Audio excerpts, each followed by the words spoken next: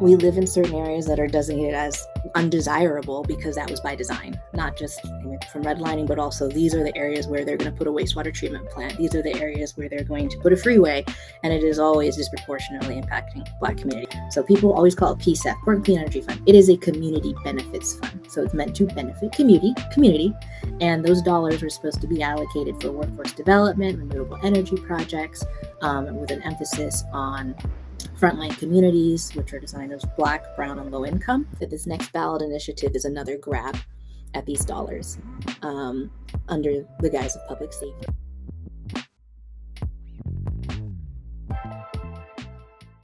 Welcome back to the Black Oregon POV podcast. I'm your host, Bruce Poinsett, and this is the show where I ask the big questions and explore the big ideas about Black life in Oregon with a special guest. Today, I'm with Brannon of the Kijani Collective.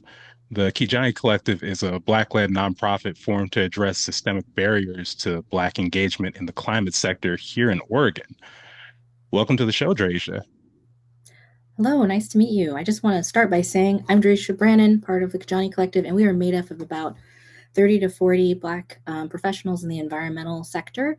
And I am not a part of the steering committee, but I am a member of multiple committees. So perspectives I share will be based on the work that I've been doing with Kijani Collective, but we also are made up of many different perspectives on these topics that you might bring up. Yes, thank you. Welcome to the show. So, first off, can you just talk a little bit about when did the collective form? And obviously, you're uniting around Black engagement in the climate sector, but we're just talking a little bit offline about just like the broadness and some of the different pieces of your membership. So, yeah, again, can you just talk about when did the collective form and what brought you all together? Collective's been around for about 3 years. I think we're going on 4 years now. And it initially started as bringing a number of Black climate and environmentalist folks who are in this sector. We have a couple of well-known nonprofits who are in this space, local farmers, one of the only Black-owned solar companies, various organizations. And we came together mostly to focus on Black advocacy in the climate sector. There are a number of Black and brown organizations who do climate justice work, but when it comes to Black issues, there wasn't an organization. So we came together to kind of become that. But once we brought everyone together, it became a lot more than just advocacy. The whole goal was at first a policy advocacy training program so we could get more Black and brown folks engaged in climate advocacy in legislative session at local level, definitely around the Port and Clean Energy Fund when that money started to come in more than it was expected and you're starting to see people pilfer from it. And then it grew to all aspects of climate resilience. So we have a couple of committees, a voice amplification committee who's about doing education outreach. And then we have a policy advocacy training program, which is intended from our original mission. And then we've got entrepreneurship as a focus and business ecosystem as well. And then resiliency hubs. So if something goes wrong, we have that next climate emergency, where are the spaces that Black folks can go to gather and have their needs met, both like physically as far as the space or food generators, things like that. So it has 4 different committees and we all operate in a sector. And that's what brought us together. It was first on policy advocacy, and it has grown because the needs are so intersectional. Yeah, and on the organization's website, it talks about leadership is structured like plant cells, which I just thought was a very, very interesting concept. But can you just talk about that a little bit more? Yes, I do actually feel pretty bad that I'm doing this conversation without our main founders. But Deron Coles, he's known from Blueprint Foundation, and as a engineer, I'm an engineer as well. And we have definitely an interest in keeping organizations. We have experience working in organizations, and there's usually a lot of like hierarchical mess, and it doesn't feel collaborative. And so this cell aspect was we're all parts of a whole together and build up this collaborative alignment around the same goals.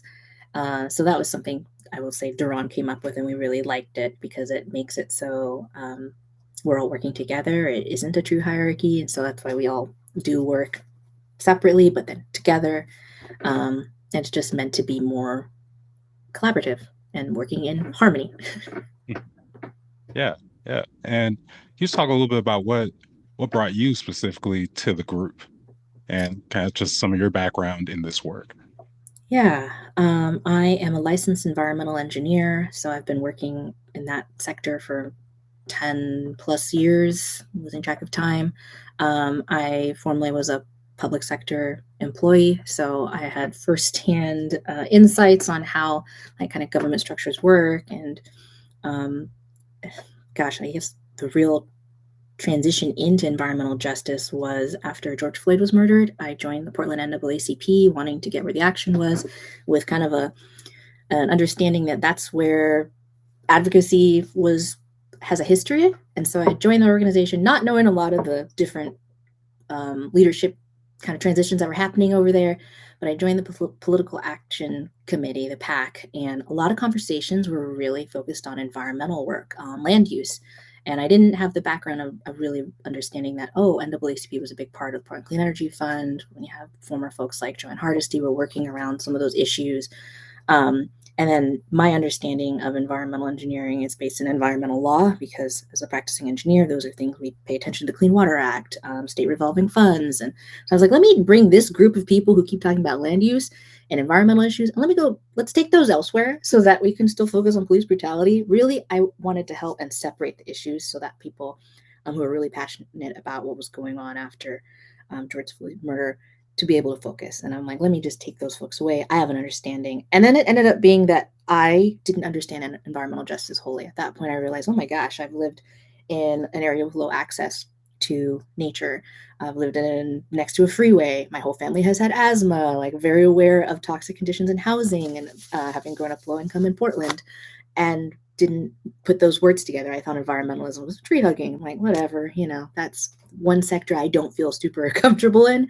And then I realized I just didn't have the verbiage. So in 2021, that's really jumped into environmental justice. I was supporting the NAACP's Environmental Justice Committee, became the chair of that, realized that all these issues are connected. We live in certain areas that are designated as undesirable because that was by design, not just from redlining, but also these are the areas where they're going to put a wastewater treatment plant. These are the areas where they're going to put a freeway, and it is always disproportionately impacting Black communities. So I got really passionate around that. Still am. Currently serve on the state's Environmental Justice Council, and when I was with the NAACP Environmental Justice Committee, I did a lot of work around getting Black youth into nature because I feel like to make those connections in your brain on how environmental activism is connected, it helps to have those connections, relationships in nature. So did a youth leadership program for youth to get them out in nature and a the trainer sort of program. Um, Worked around some bills and legislative policy. So it's been something I've just kind of been doing on the side. And so when Kijani came up, it was with a bunch of familiar folks in the same sphere. It ended up really just being fun to be together and passionate about the same things. And these are longtime friends, some of them, partners and collaborators. So that's what brought me to Kijani. And I've been supporting Kijani for it's about 3 years since its origination and doing more now with other committees. I was just focused on the policy committee at first, but we work together. So people jump different committees and support each other. Yeah. And a little bit earlier, you mentioned the Portland Clean Energy Fund, which is a big news item right now, mainly because, or Portland Clean Energy Fund or PCEF, because there's some movement to basically move the funds to other things that are not climate justice. But just for yeah, for listeners who might not be kind of familiar with like the backstory, because the Portland NAACP was also a big player in this. Can you just kind of talk about how the Clean Energy Fund came together, and then we can kind of get into some of your thoughts on, whether it's trying to out reallocate some of those funds for Moda Center renovations or the ballot initiative, which under intense, or I should say, maybe not intense enough scrutiny, but it's under some scrutiny for how they collected signatures to move that money to fund more police. But anyways, I'm getting ahead of myself here. You get back to just like, yeah, sort of like the origin story of PCEF.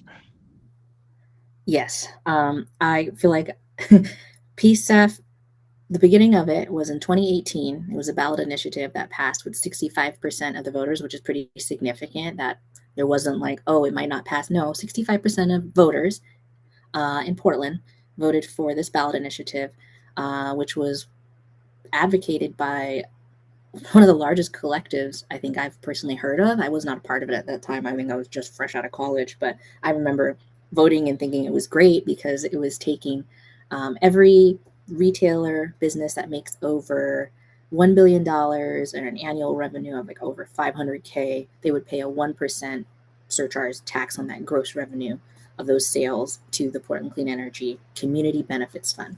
So people always call it PCEF, Portland Clean Energy Fund. It is a community benefits fund. So it's meant to benefit community.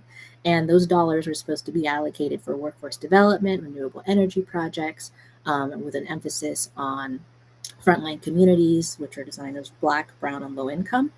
And the intent of that was that it would be distributed to a lot of community organizations who are doing this work.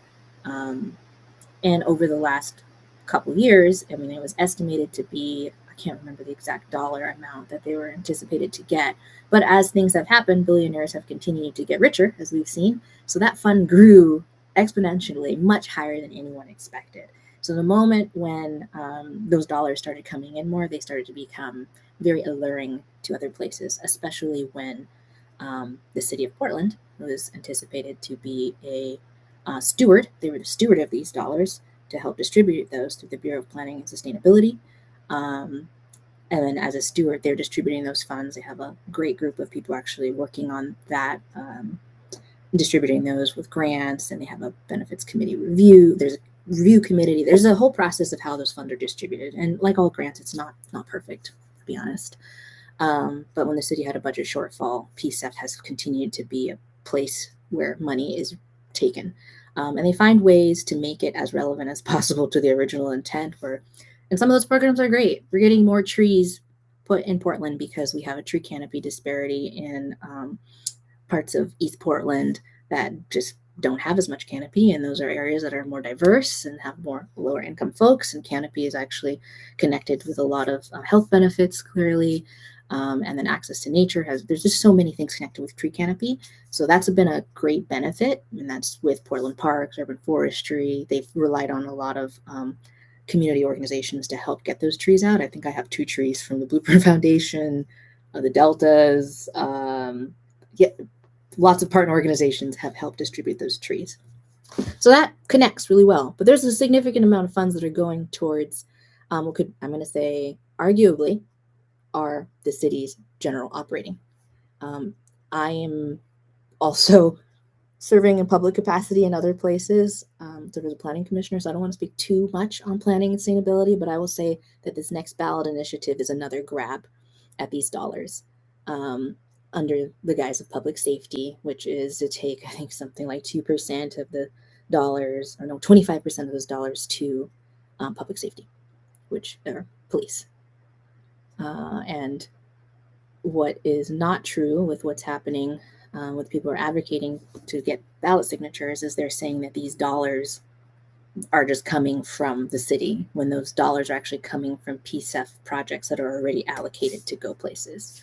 And over the last couple of years, even beyond police trying to get these funds, the city's been taking dollars from it each year. So there's great data on how much each year part of those dollars reallocated are actually why I stopped working for the city of Portland.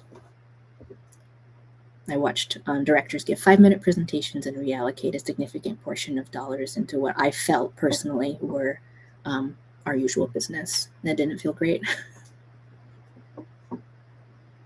And kind of on a similar note, right now, Kijani Collective is distributing a climate resilience survey to Black Portland metro area residents.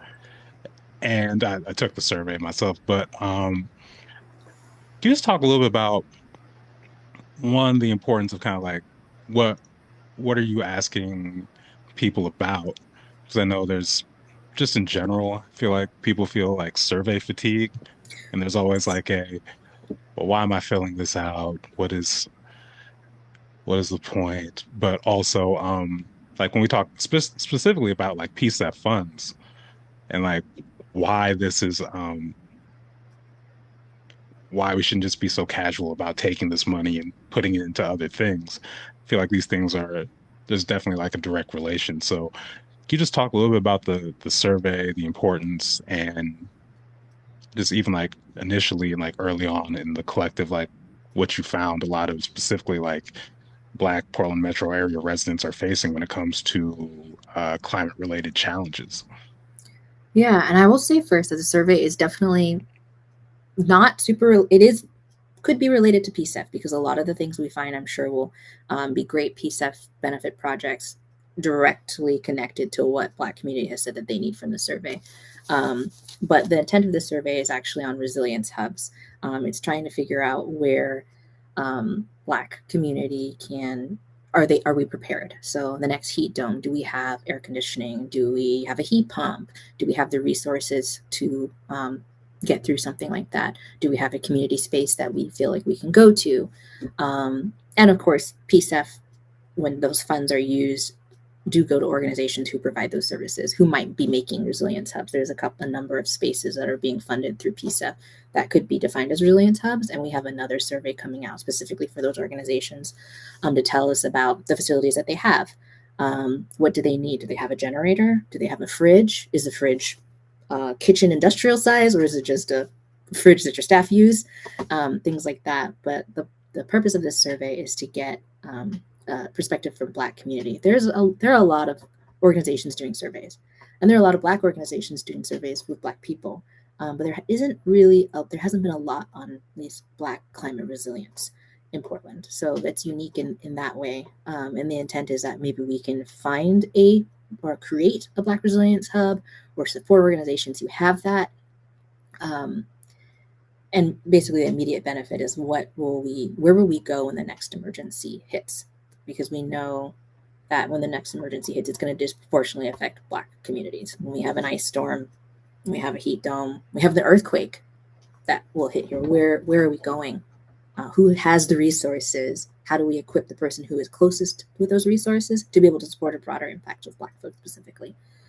Um, so that's the intent of this survey. It is unique, but it is survey fatigue. So the things we're asking, I would say sometimes are a little bit technical. I'm actually making a paper copy of the survey with pictures of what a heat pump is or what some of the cooling devices and things that we have in the survey I listed so that people can have an understanding, particularly younger people, on if they have this in their home or not. Um, and that's also to make it easier for like elders and people who don't want to scan a QR code and take a link, fill out the survey. So I've already had a couple church groups who want paper copies. I'm gonna get that together. Um, but the it is specifically for black identifying Portland residents, and it's of course welcome folks a little bit out of Multnomah County because they know we're all over now, not just in Portland. Yeah. And for those watching, where can they find the survey? And also, I believe there's a little extra incentive there as well with a raffle prize. Yes. So if you go to kijanicollective.org, and if you click the link, the latest, there'll be the last couple of newsletters have had the survey link directly in there. I don't want to just list out the link, but that's the easiest place to go. Or if you follow us at Kijani Collective PDX, you'll be able to find it as well there. It's posted a lot. Um, and the survey has an incentive. We are giving away 7 $150 gift cards. And we kind of have a goal to get a little less than several hundred responses. I'd say we're about halfway there. We'd like to get more, but the odds are fairly good. It's not like there's not going to be thousands of responses. We'd love that. But right now, I think we're just trying to get at least a nice pool of 400 responses at this point. And again, the whole point is to identify our community needs during these extreme weather events and prepare for future climate challenges as they arise. It's for anyone 18 and older, and the deadline is August 30th to get those responses through. Again, everyone, that is August 30th. And in addition to informing climate policy going forward, you also might get a $150 gift card. So, yeah, obviously, please do take the survey and help us build this information infrastructure. So, with that said, I know that, obviously you can't speak for all the different committees, and part of what you talked about earlier is just the hierarchical. I can say words. Anyways, the lack of hierarchy in Kijani Collective, but is there anything coming up on the horizon for the collective that you'd like to promote? I would like to promote that if we are boots on the ground doing survey outreach. So if there's a great event where we know there's going to be a lot of Black people, please invite us. We're part of the community. We'd love to join, and we can bring actual.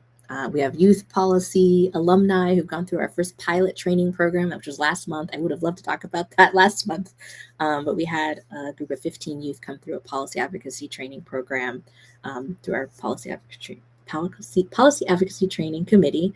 And so they've been helping with some survey outreach, and we show up to events with our little QR code and clipboards. We're happy to join. And then follow us because we do have events, kind of open house events, and we are due for our next one. And we have some summits that are being planned. No dates confirmed, at least in my awareness. But give us a follow. Stay in touch. There's also opportunity to become a member. We have a number of actually paid opportunities to support Kijani, and like a contractor model, because this work is work. As much as we volunteers, you can't do all of the things as volunteers. So there's a lot of opportunities to join us in that way too, and get to know some of our partners. We've got a number of organizations. I don't like to name drop because I'm like they don't know if they want to be name dropped or not. But we have a lot of well known, familiar partners in Kijani. Awesome. And if people want to get involved, it'd just be kind of the same as the survey. Go to kijanicollective.org and reach out. Reach out, or info@kijanicollective.org. And Kijani means green in Swahili. So we're like a black green collective. Awesome. Awesome. Well, Dracia, thank you again for taking the time. Is there anything else you'd like to add? Thanks so much for the offer to join. I was not expecting the full interview, but I am enjoying the time here and being able to talk about things that we're clearly passionate about. So thank you. Thank you for your flexibility and nimbleness today. And yeah, this has been the Black Oregon POV podcast. Please like, comment, share, and subscribe so we can help grow this channel. And if you want more content, make sure to follow Black Oregon POV on Instagram.